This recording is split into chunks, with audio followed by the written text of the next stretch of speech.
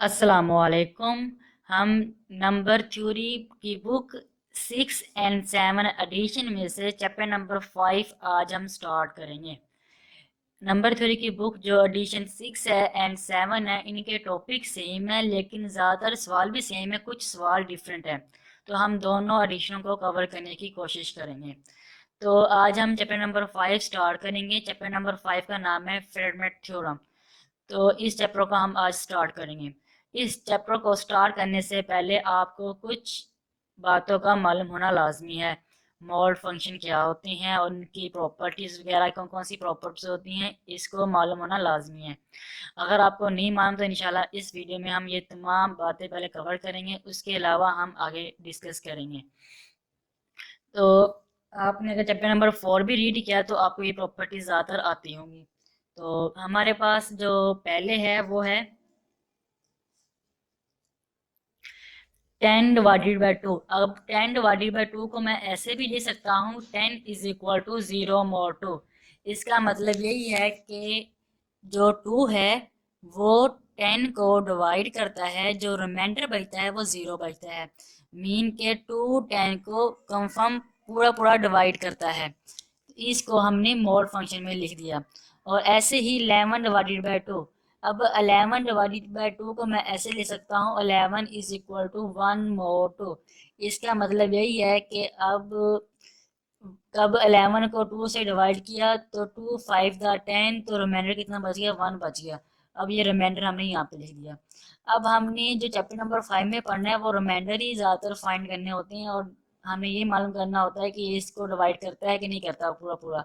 अगर रिमाइंडर 0 आ जाता है तो इसका मतलब ये होगा कि जो रकम है 10 उसको 2 डिवाइड करता है। जो यहाँ पे वैल्यू होगी उसको ये वैल्यू क्या करती होगी, डिवाइड करती होगी।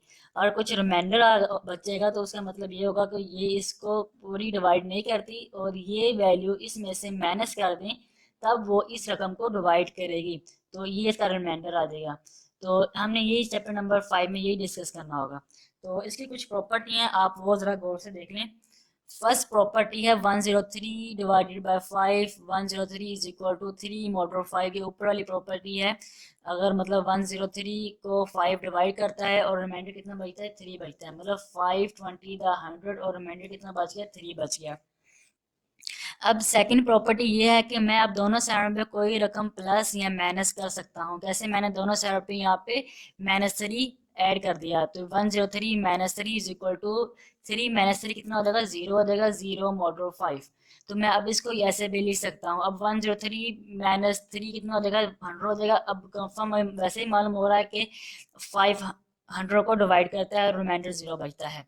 तो ये इसकी फर्स्ट प्रॉपर्टी थी। अब हम रिमाइंडर में कोई भी चीज़ प्लस माइनस कर सकते हैं और हमें वो वैल्यू में भी कोई चीज़ प्लस माइनस करनी पड़ेगी। ऐसे मैंने सेकंड प्रॉपर्टी में दोनों साइडों पे 2 2 ऐड कर दिया। मतलब इसी सवाल में मैंने दोनों साइडों पे 2 2 ऐड कर दिया। 103 + 2 = 3 + 2 5 हो गया, मैंने 5 लिख दिया। अब यहाँ पे एक और प्रॉपर्टी ये लगाएंगे कि ये 5 और ये 5 सेम है। अब ये 5 को दोबारा डिवाइड करता है, तो ये 5 इसको कंफर्म पूरा डिवाइड करता है, तो इसका रिमाइंडर यहाँ पे क्या देखा, 0 आ जाएगा। मीन कि ये इसको डिवाइड कर देगा, 0 आ जाएगा। तो हमें यहाँ से भी नजर आ रहा है कि 103 + 2 कितना आ गया, 105। और 5 21 था, 105 होता है, तो रिमाइंडर कितना आ गया, 0 आ गया। अब यहाँ पे प्रॉपर्टी यही होती है कि कोई चीज़ हमने दोनों ऐड कर दी और बाद में अगर ये वैल्यू इसके बराबर होगी तो यहाँ पे 0 आ जाएगा। अगर इसके बड़ी होती, फॉर एग्जाम्पल यहाँ पे 6 आया था तो हम यहाँ पे 1 लिख देते, क्योंकि 5 को 5 खत्म कर रहे थे और यहाँ पे 1 आया था। फॉर एग्जाम्पल यहाँ पे 17 आया था तो यहाँ पे हम 2 लिखते हैं, क्योंकि 5 3 का 15 होता है, 15 खत्म हो गया, यहाँ बगैर कितना बच गया, 2 बच गया, तो यहाँ पे हम 2 लिख देते हैं। जैसे यहाँ पे 0 आया हुआ है। तो ये सेकंड प्रॉपर्टी थी इसकी, आपने ये भी समझ ली है।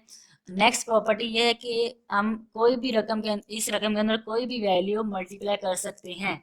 कोई भी पॉजिटिव इंटीजर मल्टीप्लाई कर सकते हैं। कैसे, मैंने 2 को दोनों साइड पे मल्टीप्लाई कर दिया।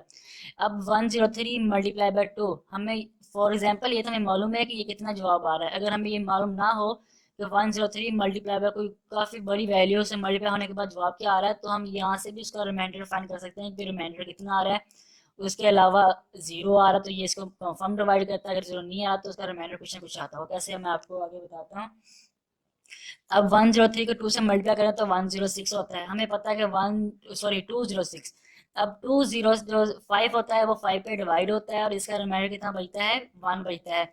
अब यहाँ पे हमने इसको फाइंड करने की कोशिश करते हैं कि 3 मल्टीप्लाई बाय 2 कितना हो गया, 6 हो गया। अब 6 जो है वो 5 से बड़ा है। अब इस वैल्यू में से ये वैल्यू निकाल देंगे, तो 6 में से 5 निकाला, कितना बच गया, 1 बच गया। तो हमारे पास रिमाइंडर कितना आ जाएगा, 1 आ जाएगा। हमें वैसे ही पता है कि 205 वो होता है 41 की 41 मल्टीप्लाई बाय 5।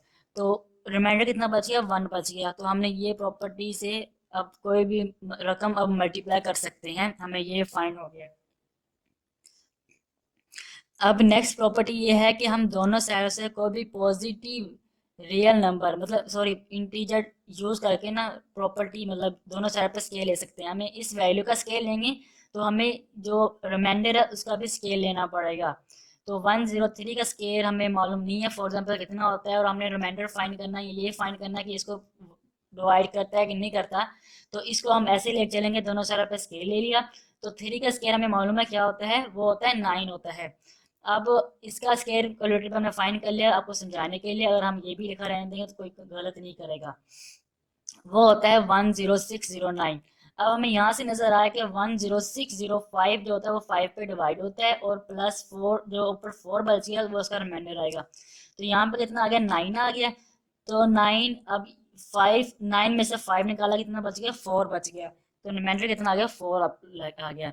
अब एक ये तो हमने ये था कि इसको हमने पॉजिटिव रखा हुआ था, 4 को 9 को हम यहाँ से माइनस करते थे, सही है। अब ये भी प्रॉपर्टीज क्या है कि इसको हम नेगेटिव भी ले जा सकते हैं। अगर 4 में से मैं 5 दोबारा माइनस करूँ तो हमारे पास जो आता है -1 आता है। तो यहाँ पे -1 भी ले सकता हूँ। अब क्या होगा कि मैं दोनों साइड पे +1 ऐड करता हूँ, तो यहाँ पे क्या हो जाएगा, 10610 हो जाएगा। यहाँ इस तरह +1 ऐड करूंगा और इस तरह +1 ऐड करूंगा तो कितना हो जाएगा, यहाँ पे -1 और +1 0 हो जाएगा। तो हमें वैसे पता है कि 10610 वो 5 पे डिवाइड होता है, तो रिमाइंडर 0 आ जाएगा। तो मैं ये भी लिख सकता हूँ 4 की जगह। तो ये हमारे पास लास्ट एक और प्रॉपर्टी थी मॉड फंक्शन की। तो ये भी मैंने इसी फंक्शन को दोबारा लिखा हुआ है, 103 इज इक्वल टू 3 मॉड 5। तो मैं इसको, इस रकम को इसमें से का माइनस करूंगा, 3 -5 थे -2।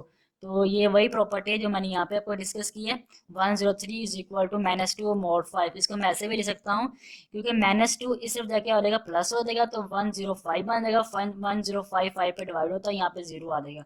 तो वही मॉड वाला फंक्शन यहाँ पे अप्लाई होगा। ये तो हमने सीख लिया कि मॉड फंक्शन होते क्या हैं। आज हम स्टार्ट करेंगे चैप्टर नंबर 5 का फ्रीडमैन थ्योरम। तो ये चैप्टर नंबर 5 का कंपाउंडर थ्योरम है, इसके नाम से चैप्टर नंबर 5 है।